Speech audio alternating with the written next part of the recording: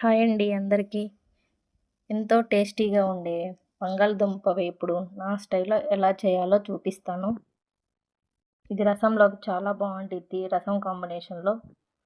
ముందుగా ఒక గిన్నె తీసుకొని బంగాళదుంపలను సగానికి కట్ చేసుకొని వాటర్‌లో వేసి బాగా కడగాలి. కడిగిన వాటర్‌ని వంపేసి మళ్ళీ వాటర్ పోసి స్టవ్ వెలిగించి గిన్నె స్టవ్ మీద పెట్టాలి.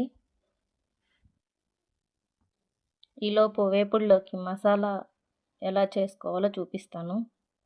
ఒక 4 పచ్చిమిర్చి, కొంచెం అల్లం, కొంచెం చాలండి అల్లం, మళ్ళీ ఎక్కువేస్తే అదే ఫ్లేవర్ వస్తుంది.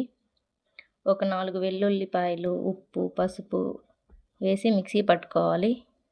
కచ్చా పచ్చిగా పట్టుకోవాలి, మరీ మెత్తగా పట్టుకుంటే బాగోదు. ఇలా బంగాళదుంపలు బాగా ఉడికిపోయాయి. అవి తొక్క తీసేసి సన్నగా కట్ చేసుకోవాలి. మరి లావుగా కంటే కూడా సన్నగా ఉంటే బాగుంటుంది తినటానికి. ఇప్పుడు ఒక ప్యాన్ పెట్టి ప్యాన్లో నూనె వేసుకోవాలి.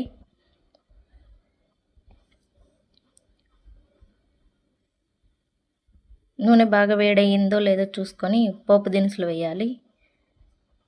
అవి బాగా వేగాక ఉల్లిపాయ ముక్కలు వేసేసి బాగా వేగనివ్వాలి.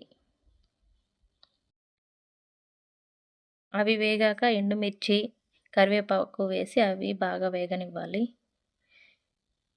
దాంట్లో ఉప్పు, పసుపు ఇందాక దాంట్లో వేసామండి మసాలాలో. ఇప్పుడు కొంచెం లైట్గా వేసుకుంటే సరిపోద్ది.